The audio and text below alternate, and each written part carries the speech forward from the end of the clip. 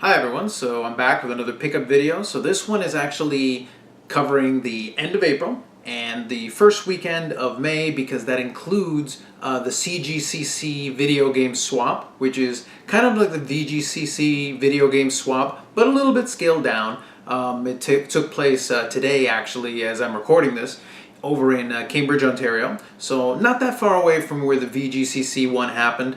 Like I said, a little bit more scaled down version, but the advantage of that was that when you went in the door, you had less vendors. It seemed to be a lot more collectors that were moving some of their stuff that they wanted. You could haggle the prices a little bit, which was really great. So first of all, just to get out of the way, I'm going to go through the baseball games I picked up to add to the shelf behind me, and then I'll talk about all the other non-baseball games that I picked up. So the first thing I picked up from them was a Game Gear game, The Majors Pro Baseball. So nothing too exciting there, but I don't actually have my old Game Gear anymore. Our original Game Gear has been gone for some time, but maybe at some point I'll pick it up again. But this was a nice cheap one to add to the collection. So this one actually I picked up for just a couple of dollars on eBay. So an NES Baseball Simulator 1000. And you can tell it was an old rental because it's got the lovely "Be Kind, Please Rewind" sticker on the back of it, which is great. I'm sure at some point somebody can let us know how we're supposed to rewind this. So the next one came also from the same pawn shop as the first item, and this is Mario Super Sluggers for the Wii. So I've actually started to been picking up a little bit of Wii games here, so this one kind of fits in both criteria. So I gave it a try. It's actually not too bad. It's kind of it's a cute little Mario game, baseball, and you get to play as all the Mario characters.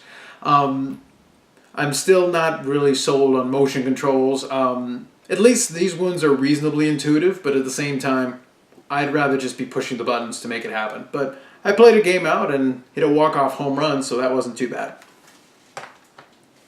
So this one actually also came from eBay, but this one is a PlayStation 2 import. So this one here is, I forget the name, it's Koryaku Spirits 2 for the PlayStation 2. So another import game just to add to that PlayStation 2 section of the collection behind me. I'm a big fan actually of the Japanese imports for PlayStation 2. I feel like they did a really good job on some of these games. The graphics actually look really good. PlayStation 2 era graphics, but at the same time really well done, like very thorough. This would be like the equivalent of MLB The Show for PlayStation 2, but in some cases I'd argue is a little bit better, but instead you're getting Japanese baseball teams instead of American ones. And then lastly, this one I actually did pick up today at the CGCC video game swap from, I think it was Retro Replay, also out of Cambridge. So the store had a little booth there with just some items, a bunch of box NES games, and I picked this one up fairly inexpensively. Bases Loaded 2 Second Season. So I've already got the game, but this one here is complete in the box. It feels, kind of heavy and loaded. It came with a little see-through case on it, which is nice. And the box actually looks to be in really nice shape. I think it looks pretty good. So it was nice just to inexpensively be able to add like a box one to the collection. I'll throw it up at the top there.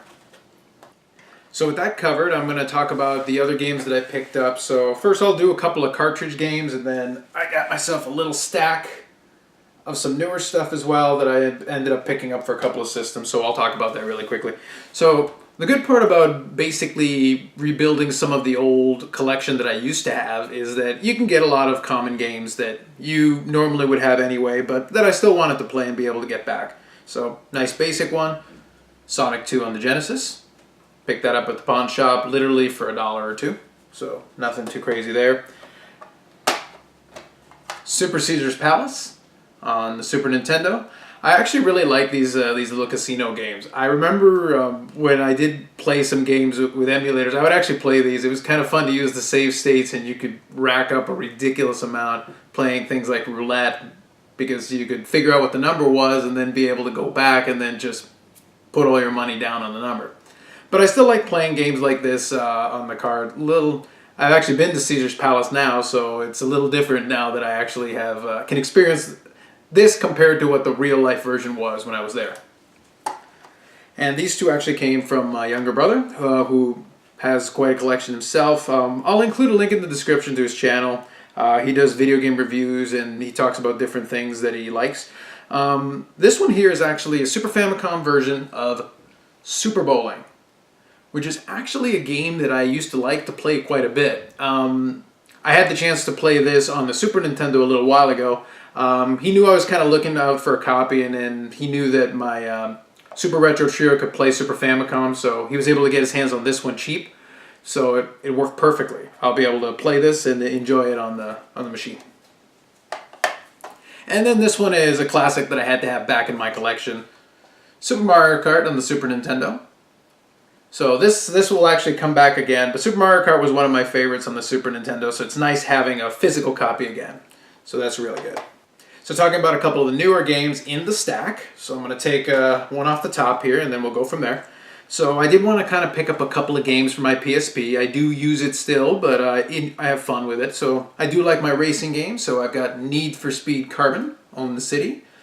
I actually started playing it a little bit. It's a pretty nice game. The only thing that I found a little odd was that basically they took me from one race to another, immediately to another, and I understand that's basically the way they play the story out of it, but it's one of those things where I wouldn't mind having the ability to actually choose to start the next race or to look at some of the menus or do some other things. I suspect there is a way of doing it. I literally only played it for a couple of minutes just to give it a try, but it looks nice on the PSP. This is actually a game I had on the Dreamcast originally, and I was just getting back another copy of it. So this one's from that pawn shop as well. So for the Dreamcast Ultimate Fighting Championship. So I actually enjoyed playing this game quite a bit back in the day. The graphics are definitely going to be dated compared to what they were. I haven't popped this one in again, but I had a lot of fun playing this originally. So there's only a handful more games that I need just to get back the original collection I had on this system. But it's nice to pick this one up really inexpensively. As far as another system that I actually don't have, but that I'm picking up some games for, I got the WrestleMania 19 for the Nintendo GameCube. This one is not actually complete. It is missing the manual. It does have the precautions booklet and the game itself. I just got a kick out of it because this was around the time that I was still watching consistently the show. So eventually I'll get the GameCube and I'll pop it in and just take a look at it and kind of see how it looks. The graphics look okay. Mostly I'll just have a little bit of fun with it, so it should be alright. So for this next pile I'm going to focus on basically PS2 and Xbox games that I picked up.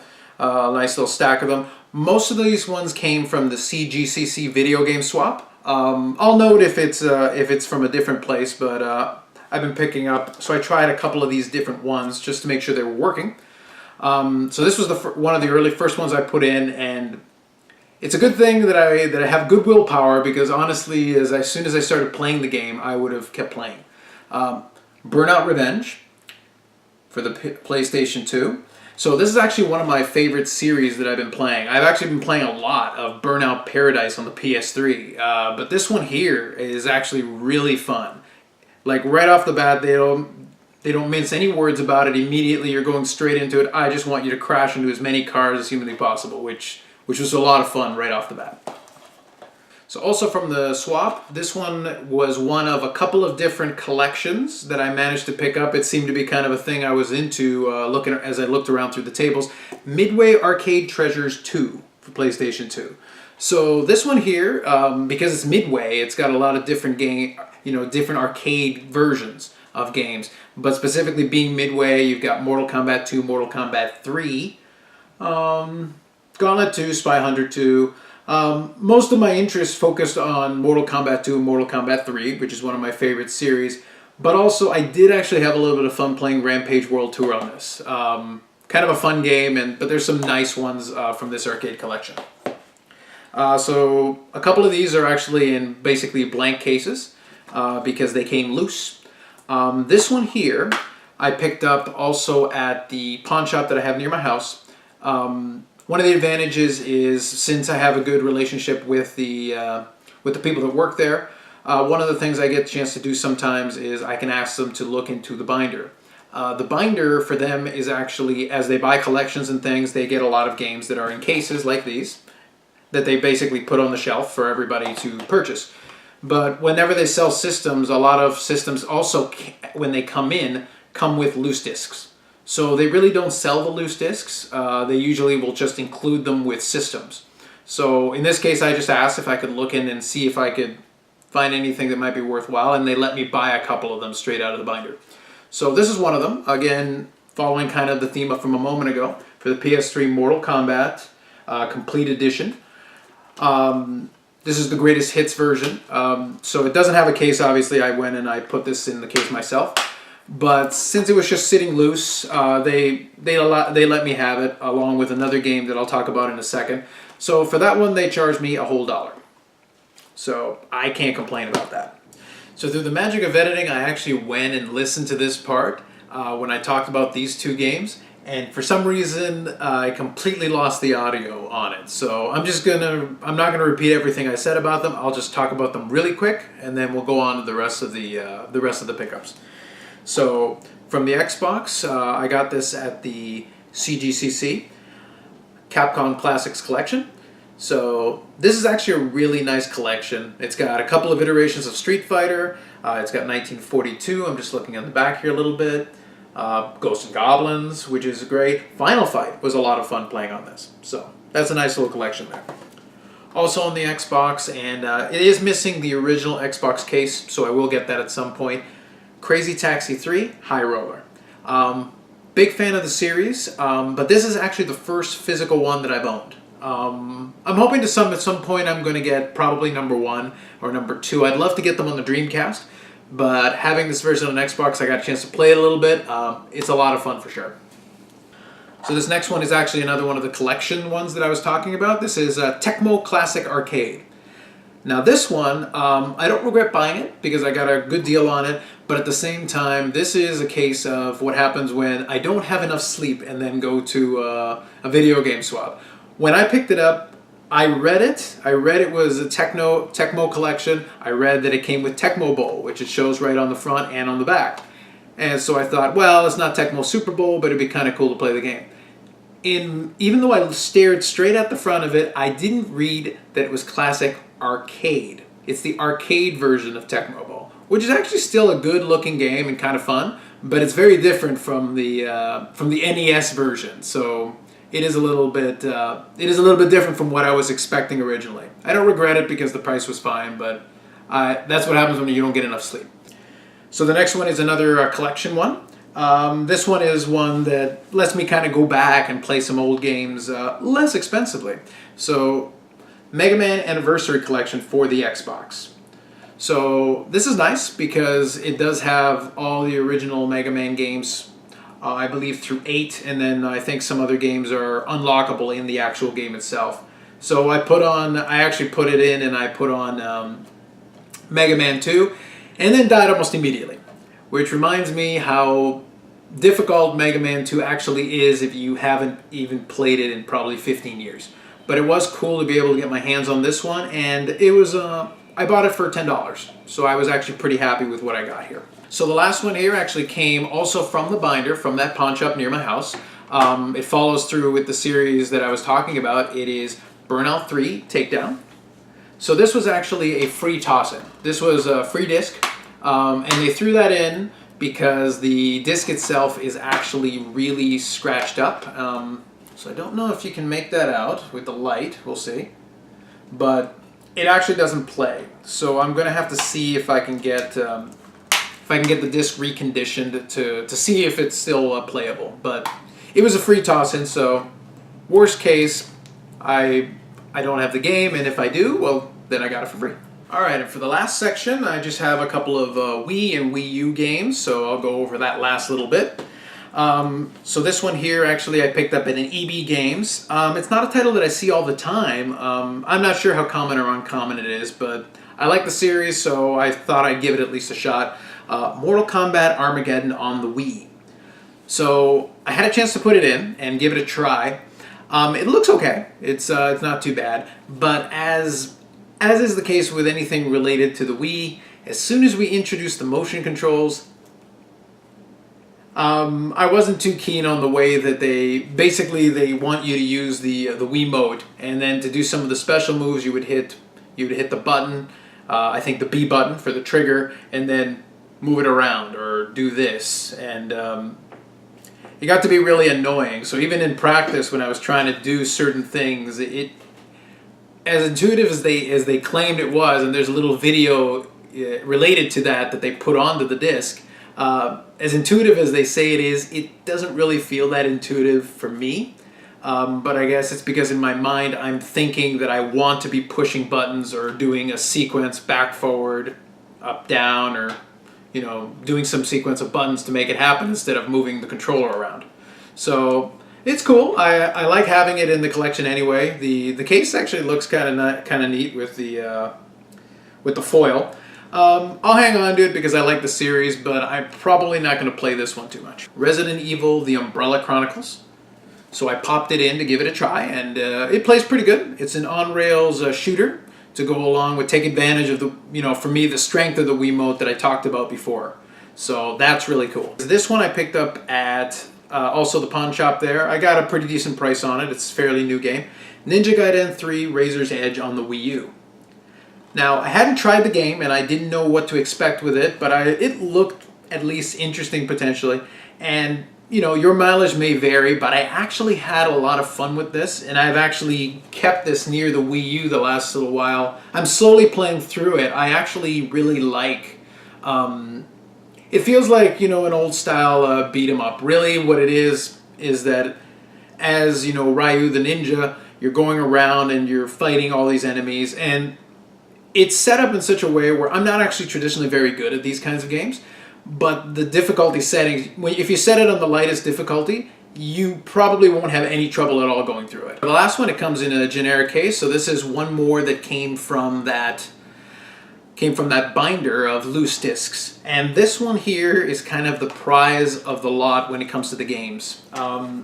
So first, to go along with this, for $5, I got this, the Wii steering wheel.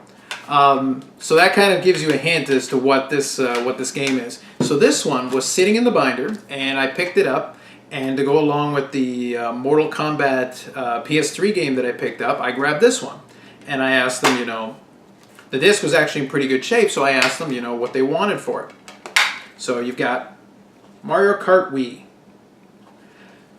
So when I asked them what they wanted for it, the guy who works with the video games actually is very aware of what the prices are for some of these games. But because I've gone in and I've bought a lot of different things over time, brought some customers to them, they gave me this one for $2, which really is a good solid deal. I have no complaints whatsoever for that, and the disc itself looks really good, and it played on the first try when I put it on the Wii.